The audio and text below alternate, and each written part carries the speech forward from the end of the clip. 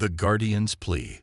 The quantum plague devoured another star system, its crystalline patterns spreading across space like frost on a window. In the observation chamber of the Eternal Vigil, First Guardian Lyra watched the holographic display with all four of her luminescent eyes. Her silver-scaled hands trembled as she tracked the destruction's progress. 3 billion souls, she whispered, gone in less than a standard cycle. The plague transformed everything it touched. Organic matter, synthetic materials, even the fabric of space-time itself, all became part of its ever-expanding quantum lattice. The Vexteri had watched over the galactic core for millions of years, but they had never encountered anything like this. Behind her, Second Guardian Nexus's tentacles rippled with anxiety. The containment fields failed again. Our most advanced technology, useless. His bioluminescent patterns pulsed with distress. We're running out of options, First Guardian. Lyra's ancestral memories stirred within her consciousness. The Vexteri were old, so old they had watched younger species take their first steps into space. They had guided, protected, and sometimes gently redirected civilizations away from paths of self-destruction.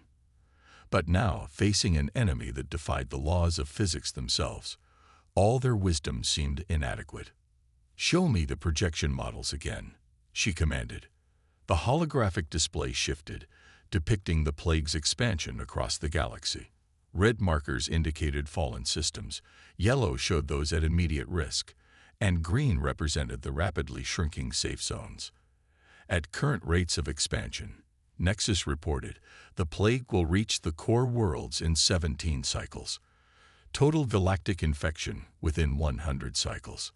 Lyra's secondary heart clenched. The Vexteri had sworn to protect life in all its forms, yet they were failing. Their technology, based on harmony and preservation, proved worthless against something that turned their own defenses into weapons. "What about the Archivist's research?" she asked, though she already knew the answer. "Nothing." Nexus' tentacles drooped. "The plague adapts faster than any countermeasure we develop. It's as if it learns from each attempt to stop it, incorporating our own strategies into its expansion." Lyra turned away from the display, her mind racing through possibilities. The Vexteri had contacted every advanced civilization in their database. None had solutions. Their weapons were like hers, designed to incapacitate, to defend, to preserve. None were created with true destruction in mind. Then she remembered something. A file marked with countless warning signs, documented by long-dead observers. A species so aggressive, so adaptable, that the early Vexteri had quarantined their entire system. "Show me," she commanded, Earth. The hologram shifted to display a blue-green world orbiting an unremarkable yellow star.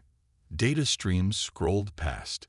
Extreme temperature variations, active geological systems, devastating weather patterns, aggressive fauna, and toxic substances in the very air they breathed. "A death world," Nexus observed. "One of the worst we've ever documented." "Surely you're not suggesting." "Look closer," Lyra pointed to the civilization readings. They went from stone tools to spaceflight in less than 10,000 years. They survived multiple extinction-level events. Their bodies can process poisons that would kill most species instantly. And most importantly, she highlighted their military history. They understand something we've forgotten. War. Nexus's skin paled. "First Guardian, they're barely out of their gravity well. They haven't even unified their planet. The Council would never approve." "The Council approved quarantine protocols that would sacrifice billions to save trillions," Lyra countered. "But these humans, they would fight to save everyone. Look at their history. Even their fiction is filled with stories of sacrificing everything to save not just their own kind, but all life." She brought up more images. Humans fighting natural disasters, developing cures for diseases, rebuilding after devastation. They don't just survive their death world. They thrive on it. Every challenge makes them stronger. Every failure teaches them new ways to succeed. "They're dangerous," Nexus argued. "Unpredictable. Violent." "Yes," Lyra agreed. And that's exactly what we need. The plague adapts to harmony and order. Perhaps what we need is chaos. Innovation. The kind of desperate creativity that only comes from evolving on a world that tries to kill you every day. She made her decision. Prepare a first contact team. And Nexus, she added as her second guardian turned to leave. Make sure they understand. We're not going as superiors seeking to guide a younger race.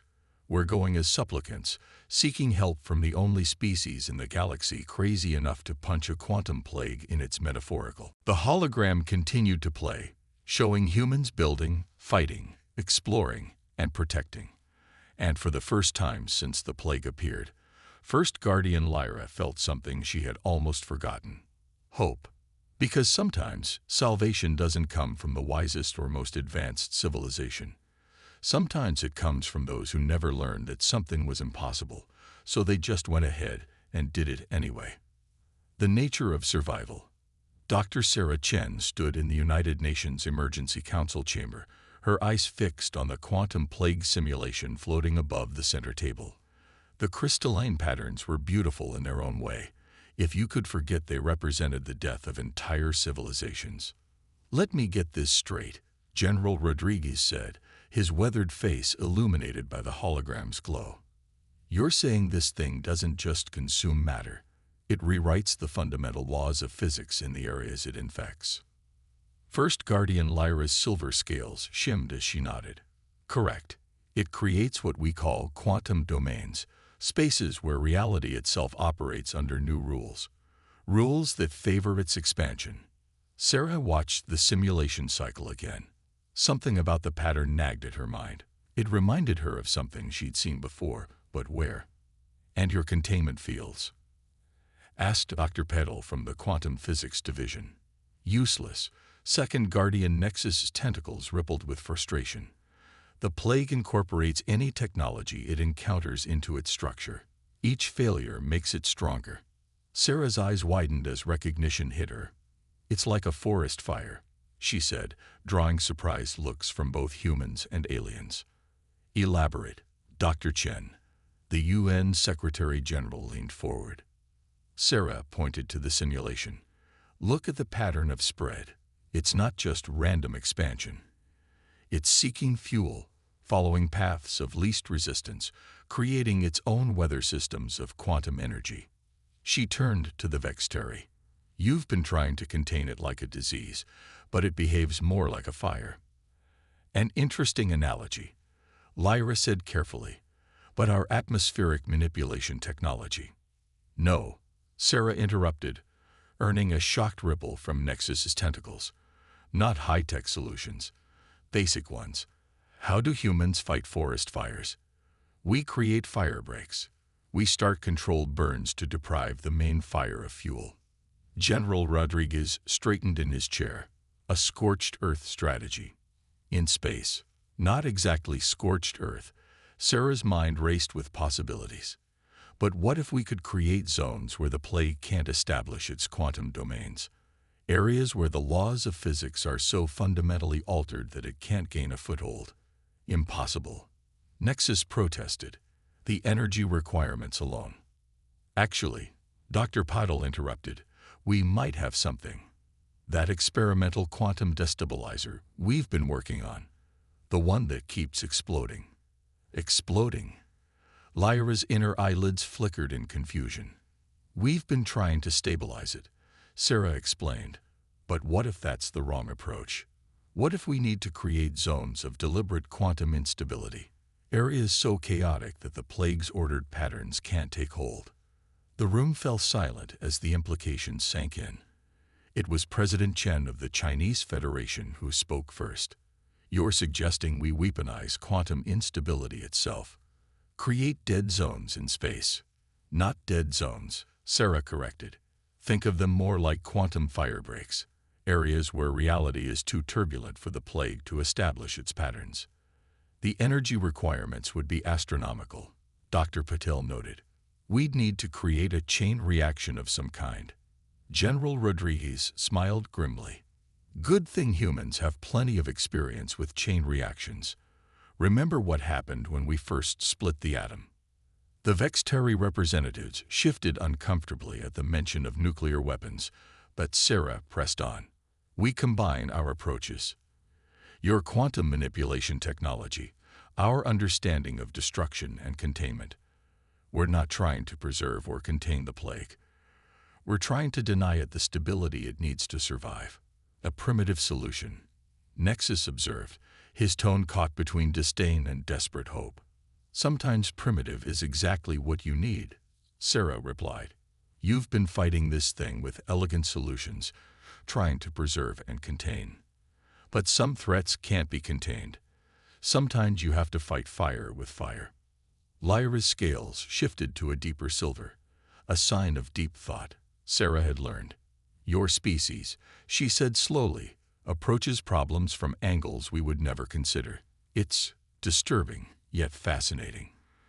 That's because we evolved on a world that tried to kill us every day, General Rodriguez said.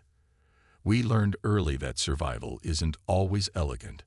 Sometimes it's messy, desperate, and requires solutions that seem crude but work. Sarah turned to the simulation again, her mind already working on the calculations. We'll need to test it on a small scale first. Prove the concept. How long? The Secretary General asked. For the initial tests, a few weeks. For a full-scale implementation. Sarah looked at the plague's spread pattern again. We'd better work fast. As the meeting devolved into technical discussions and resource allocations, Sarah caught Lyra watching her with all four eyes. The first Guardian's expression was unreadable, but her scales had taken on a pattern Sarah hadn't seen before. Later, she would learn it was the Vextari expression for experiencing something between terror and awe. The realization that sometimes the most effective solutions come not from eons of advancement, but from the desperate creativity of those who had to fight for every day of their existence. The quantum plague had evolved to counter the most advanced technology in the galaxy, but it had never encountered a species that still remembered what it meant to fight with sticks and stones. And when? Operation Firebreak. The test chamber aboard the Vextari science vessel, Quantum Horizon, looked like something out of human science fiction.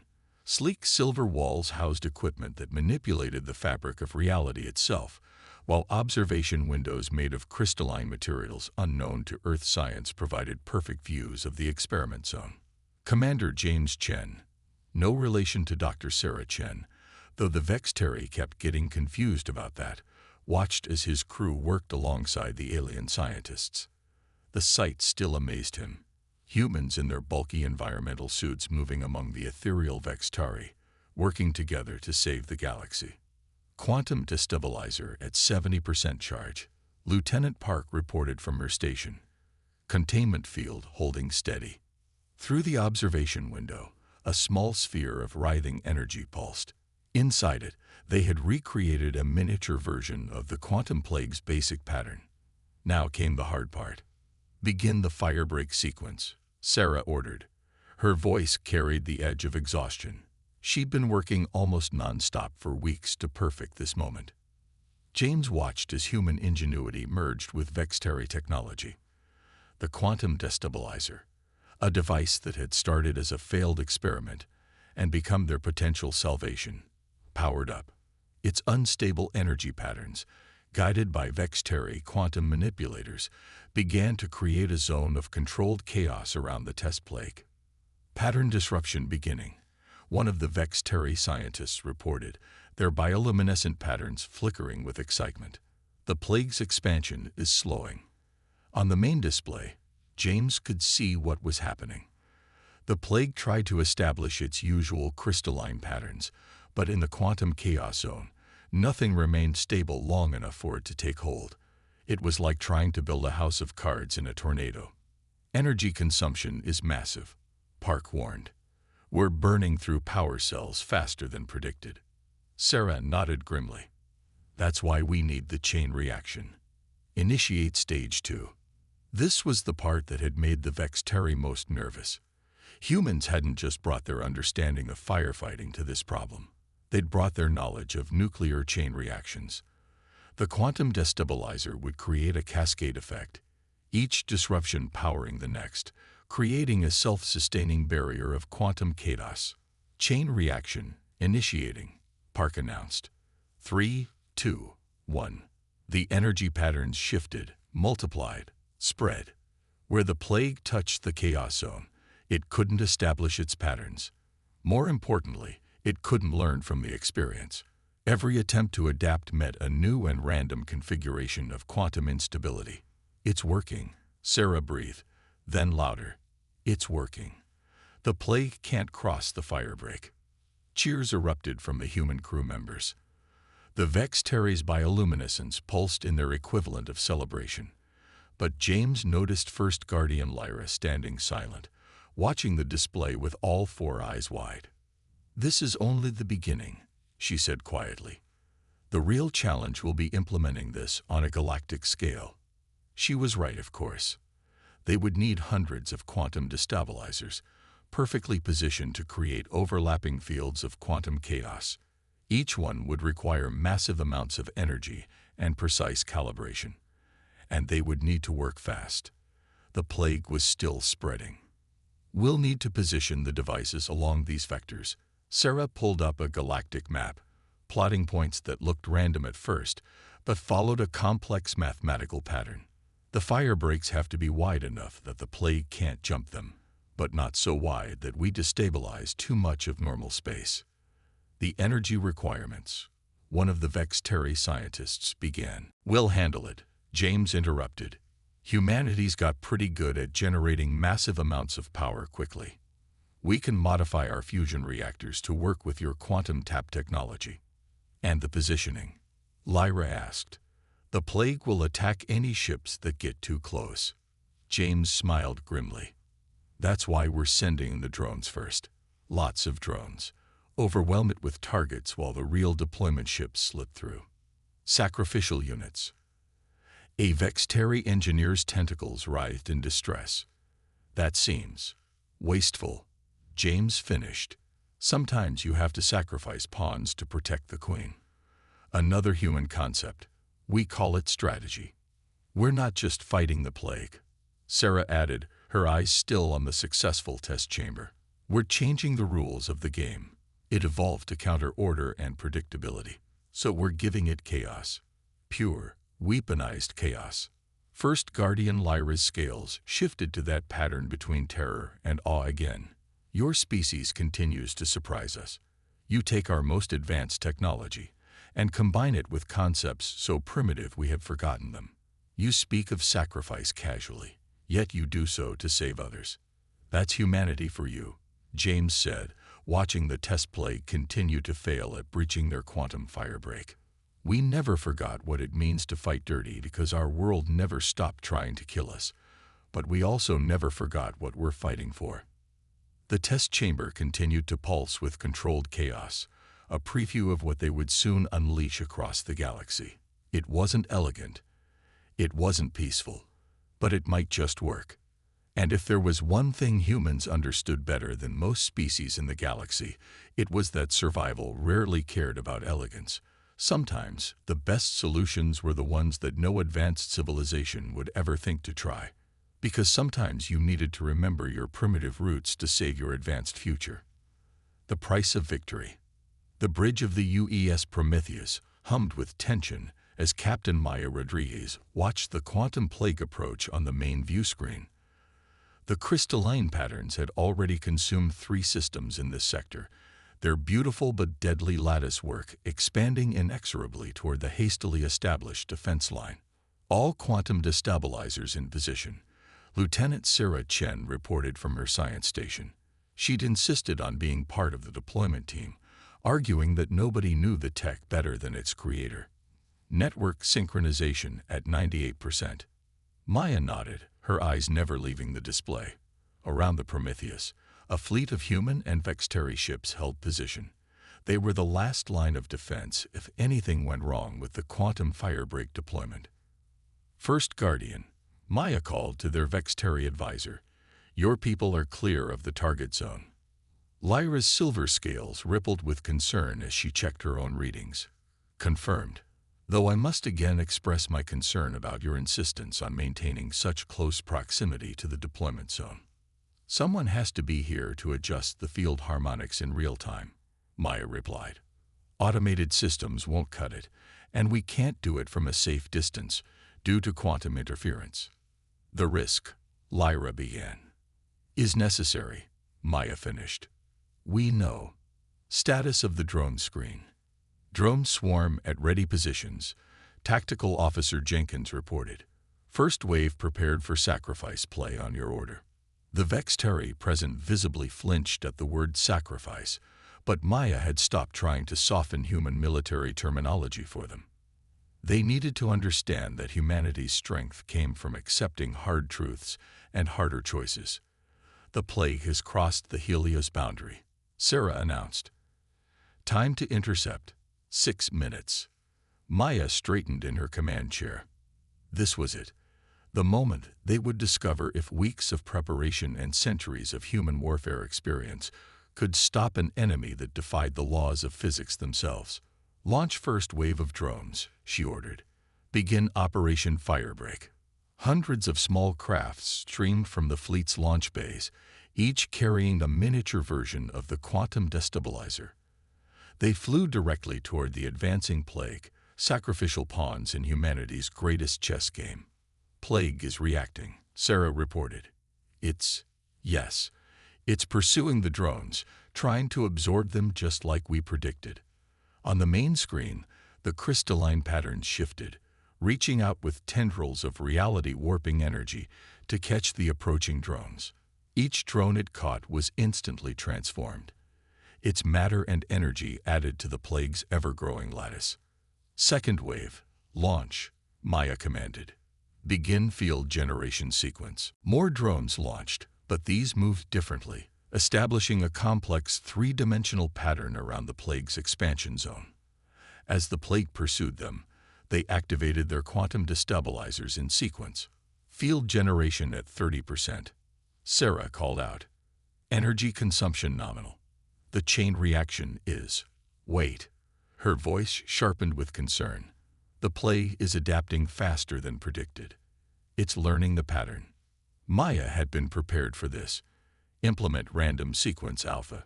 Jenkins, launch chaos swarm. A third wave of drones launched, these moving in completely unpredictable patterns. Each carried a quantum destabilizer programmed with random frequency variations. The plague couldn't adapt to what it couldn't predict. Field generation at 60%, Sarah reported. Chain reaction holding, but energy consumption is higher than expected. We're going to burn through our reserves faster than planned. Lyra stepped forward, her scales shifting with decision. The Eternal Vigil stands ready to provide additional power through our quantum tap network. No, Maya said firmly. If this goes wrong, you need that power to evacuate the sector. She toggled her comm. Engineering. Divert power from life support to the quantum grid. Leave us just enough to survive. Captain, her chief engineer protested. That'll give us less than an hour of breathable air. Then we'd better win in less than an hour, Maya replied. Do it. The lights dimmed across the ship as power was diverted.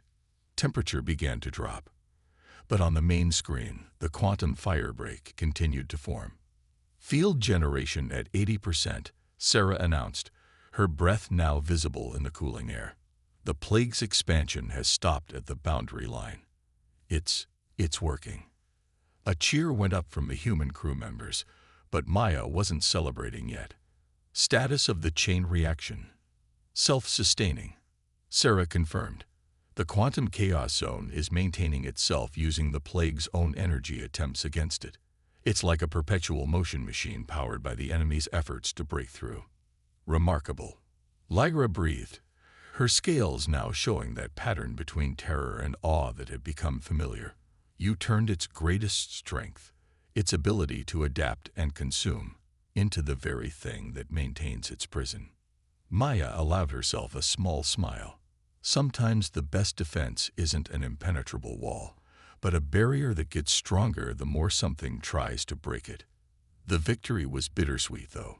Looking at the casualty reports from the drone swarms and support ships that had gotten too close, Maya was reminded that even humanity's cleverest solutions came with a price. They had stopped the plague here, but this was just one sector. They would need to repeat this process across the galaxy, establishing overlapping quantum firebreaks until the plague was contained in isolated pockets. "Begin calculating positions for the next firebreak," she ordered. "We've proven the concept. Now we need to build the cage." As her crew worked, despite the cold and thinning air, Maya watched the quantum plague crash uselessly against their chaotic barrier. It was a testament to what humanity did best, taking the very forces trying to destroy them and turning those forces back against themselves. The Vexteri had sought humanity's help expecting primitive warfare. What they got instead was something far more powerful, the combination of advanced technology with the kind of thinking that could only come from evolving on a world that taught hard lessons about survival. Sometimes the most advanced solution was remembering the most basic principles of survival: adapt, overcome, and never fight fair when fighting dirty keeps you alive. Legacy of the Deathworlders. The Grand Council Chamber of the Galactic Conclave had never seen anything quite like this gathering. Representatives from 1,000 worlds sat in their gravity-adjusted pods, all eyes, sensory organs, and data receptors fixed on the central platform, where First Guardian Lyra stood beside Captain Maya Rodriguez. The holographic display above them showed the full scope of Operation Firebreak, a vast network of quantum chaos zones stretching across the galaxy like a glowing web, containing the once unstoppable plague in increasingly isolated pockets. "The containment strategy has exceeded all projections," Lyra reported, her silver scales gleaming under the chamber's lights. "The quantum plague's expansion has been halted in 87% of affected sectors. The remaining areas will be secured within the next standard cycle." A ripple of relief passed through the assembled representatives, expressed in 1,000 different ways across 1,000 different species.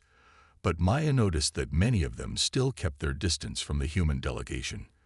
Old fears died hard. "And the cost?" asked the arch-coordinator of the conclave, their crystalline form shifting colors with concern. Maya stepped forward. This was the part they needed to hear.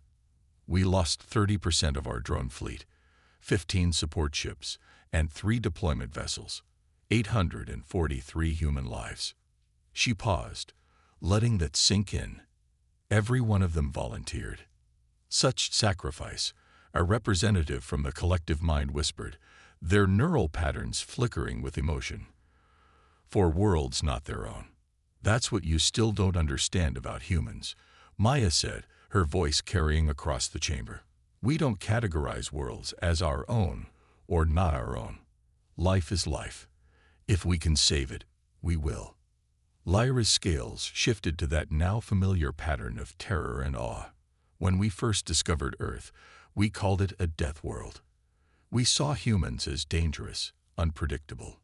We never imagined that those very traits, your adaptability, your willingness to sacrifice, your ability to think in ways that seem primitive to us, would be exactly what the galaxy needed." The holographic display shifted to show recordings from the campaign. Human ships positioning quantum destabilizers, while Vexteri vessels provided cover, drone swarms executing complex sacrifice plays to draw the plague away from populated systems, crews working in freezing conditions as they diverted power from life support to maintain the quantum firebreaks. "We've learned something profound from our human allies," Lyra continued. "Advanced civilization doesn't mean forgetting our roots. The Vexteri have existed for millions of years, but we had forgotten something that humans never could. Sometimes survival requires both wisdom and savagery, both elegant solutions and brutal necessity." Maya saw some of the representatives shift uncomfortably at the word savagery, but others were nodding, or their species equivalent. They had all watched as humanity's primitive approaches succeeded where the most advanced technology had failed. "The quantum plague evolved to counter order and predictability," Maya explained. "It could adapt to any pattern, absorb any technology. But it couldn't handle chaos, the kind of chaos that humans understand in our bones, because we evolved on a world that never let us forget what it means to fight for survival. She gestured to the containment grid. These quantum firebreaks aren't just barriers. They're a testament to what can happen when advanced technology meets primal understanding. The Vexteri provided the tools, but humanity remembered how to use tools as weapons when necessary. And now, the Arch Coordinator asked, what becomes of these firebreaks? They'll need to be maintained, Lyra said. Monitored. The plague isn't destroyed. It may never be truly destroyed. But it's contained, trapped in zones of perpetual chaos that grow stronger with every attempt it makes to break free. Like the story of the Phoenix, Maya added, earning confused looks from the alien representatives. A human myth about a bird that burns and is reborn from its own ashes. We turned the plague's own power against it, using its attempts to adapt and consume as the very energy that maintains its prison. The Arch Coordinator's crystalline form shifted to a deep blue, a sign of profound thought. The Conclave must consider the implications of this alliance. Humanity has proved both more dangerous and more valuable than we ever imagined. Consider this, Lyra said. We called Earth a death world because it seemed hostile to life. But that hostility bred a species that would fight death itself to protect life. Perhaps it's time we reconsidered what we label as dangerous. Maya looked out over the assembled representatives, seeing fear and respect in equal measure. Humanity doesn't want to rule the galaxy. We don't want to conquer or control. But we will help protect it. That's what Deathworlders do. We take the harsh lessons our world taught us and use them to preserve life wherever we find it. The chamber erupted in discussion, 1,000 species debating the future of galactic society. But the decision had already been made the moment the first quantum firebreak held. The galaxy had seen what humanity could do, had witnessed both their capacity for violence and their dedication to protecting life. They were Deathworlders, yes. They thought in ways that seemed primitive, fought with strategies that seemed brutal, and tackled problems with solutions that seemed crude. But they had saved the galaxy by remembering what the more advanced species had forgotten. Sometimes the most sophisticated solution is remembering the basic truth that survival isn't about elegance. It's about doing whatever it takes to protect what matters. As the Conclave continued their debate, the quantum firebreaks pulsed across the galaxy, maintained by human ingenuity and Vexteri technology.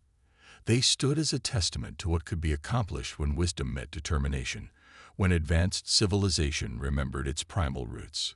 The Deathworlders had answered the call. And in doing so, they had taught the galaxy that true civilization isn't about forgetting your savage past. It's about knowing when to remember it.